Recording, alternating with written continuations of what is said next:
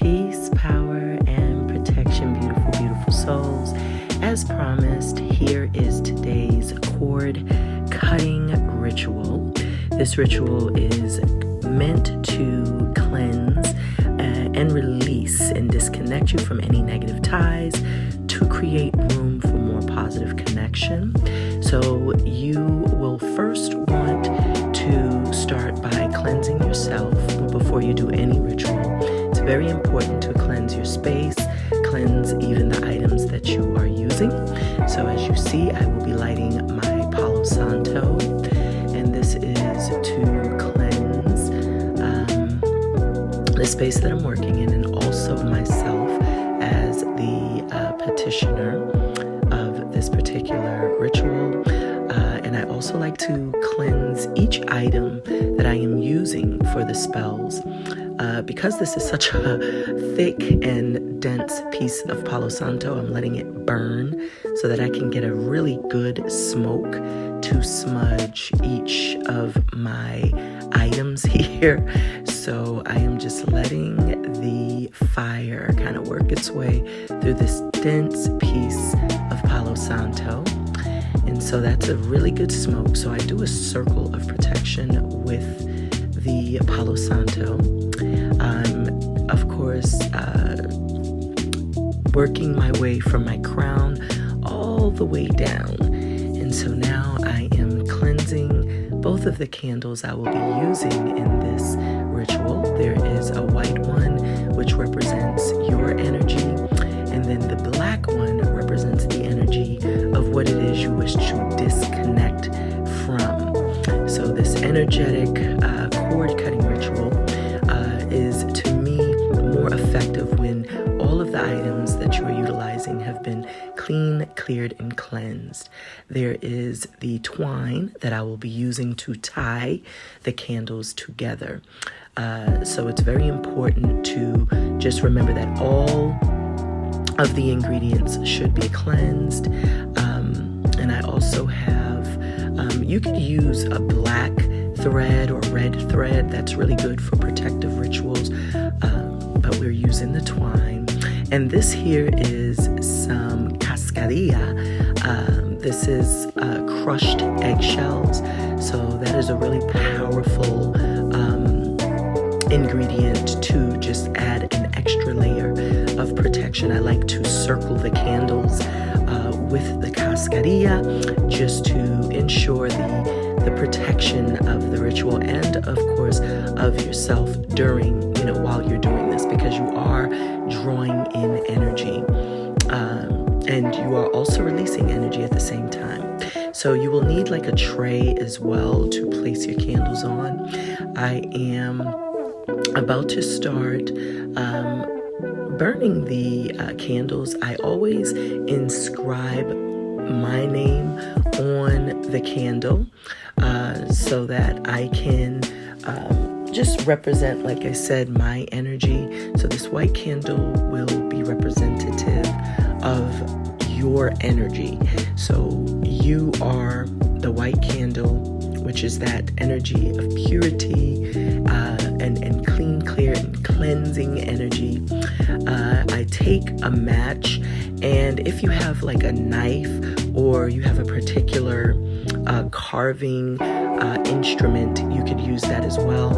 I did not bring one, but I am using the matches to carve my name in it. I feel it's equally potent because it is the element of earth. So I do like to use each of the elements in all of my rituals because I do feel that that does help with source and myself co-creating and making this ritual even more potent. It's all about your intention when you're doing rituals. So the black candle represents that of what you wish to disconnect from.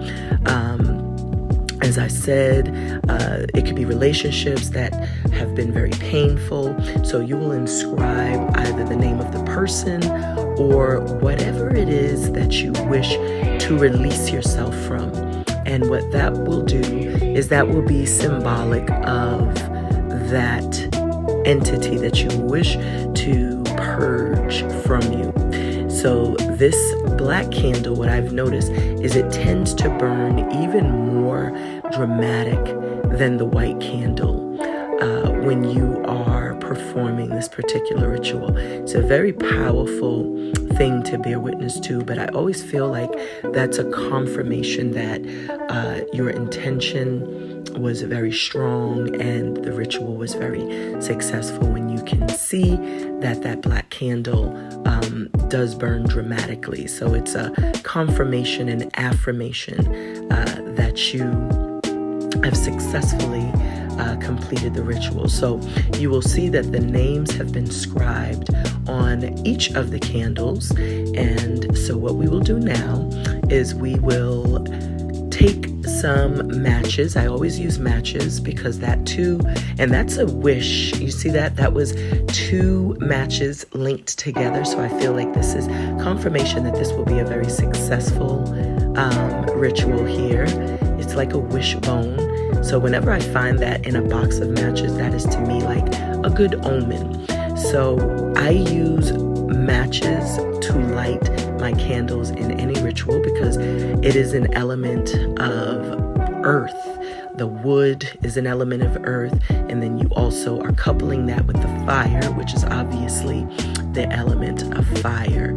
So here what we will do is we will melt the bottom of the candles so that we can get it to stand on top of our tray.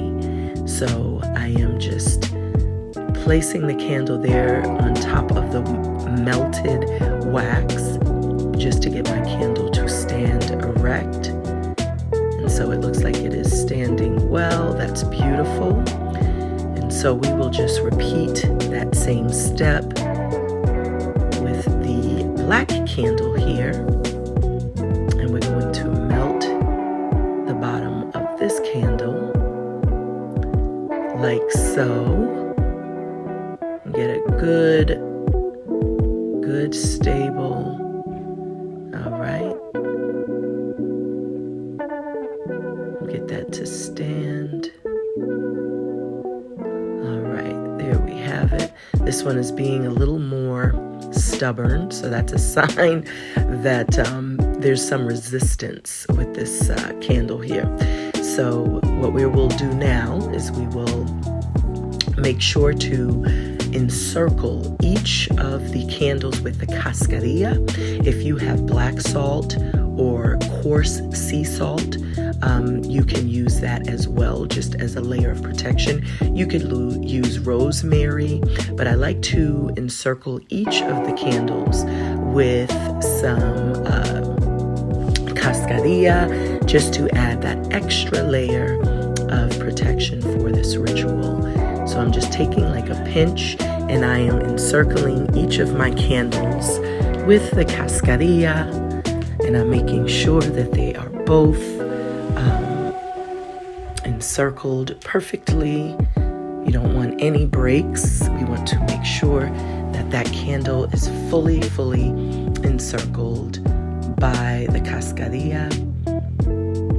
And this is a very, very powerful and potent ingredient. I'm rubbing it on my hands just to add that extra layer of protection, as I said. So this is really a powerful way to just ensure the protection for you and whatever that is that you are releasing yourself from, because you do not want to bring harm. If it's a person, you don't want to bring harm to that person. You're simply just severing that cord or breaking whatever that yoke is, cutting the ties to that entity or that thing. So now we will grab our twine, and I forgot to get my scissors, so you will notice that I will burn the twine, and I did not want to get up in the middle of this part here. So I am now tying the twine on the white candle, and then I will carry it over to the black candle and here we have it. So remember when I said that candle was being very stubborn. So what we are going to do is just simply melt this wax yet again to get it to stand on top of the tray. And so I'm doing it right in the center of the cascarilla, just so that it can continue to be encircled by that protective powder. And I'm ensuring that it is going to stand strong this time. And so it feels like it's strong. Yep, there we have it. And so we will take the twine, and I am cutting or burning the twine because I don't have my scissors. And so here I am burning the twine to now tie this twine onto the other candle. And I'm going to tie it, and I'm going to make sure to get rid of any of the excess string, because I just want it to be a straight, just like very parallel. I don't want there to be like excess. I just want it to be just the twine from the white over to the black very evenly. And so I am just slowly working the twine here. And I'm being very gentle because, as we saw, this black candle is being very stubborn, the white candle standing firm and strong. So here we have it there. And so you can see that each of the candles are standing up, right? You have encircled it inside of the cascarilla or your sea salt. And now, as you see, I went and grabbed some scissors just to cut that excess cord. And so now what we will do is we will set our intention. Our intention is very, very much what makes any magical spell powerful and potent. So now you can really set your intention in terms of what it is that you wish to release from you. Your intention and your focus on severing the cord between you and the person or whatever that thing is that you wish to cut the cord with. And it's very important to really stay focused on the flame. A steady flame is a very positive sign. If you have a blue flame, that may suggest that there is a spirit or an angel nearby. If your flame is dancing, that could indicate that the magic will work, but there will be some type of resistance. If your flame is flickering, then that can be interpreted based on the direction. So, if it's going north, south, east, or west, try to research exactly what that means, because there's an angel that protects each cardinal direction. Popping or crackling is usually a sign of resistance, but a tall, strong flame indicates that the magic's working well. So I am saying in the name of the Father, the Son, and the Holy Spirit, for each of my candles, just to call in the angelic presence during this ritual. And now I am lighting each of the candles. So this is beautiful. So a low flame also just means that it may indicate that you might need to do more work to cut the cord between you and that person. A short and weak flame, it may tell you that your timing is off, that something may be off. So now just pay attention to how your candle burns. As you see, the closer the flame gets, it will light or ignite the twine, which will be an indication that the cord between you and that other person or that other entity is being cut, it is being released, and you are being purged of whatever that is that has been energetically pulling from you. So this is a very, very powerful ritual. As I said before, the black candle typically will burn dramatically different than the white. So that's a strong indication that you've had a successful cord cutting ritual. I thank you kindly for tuning and tapping in. And until next time, I send a big, fat Asheo, beautiful souls.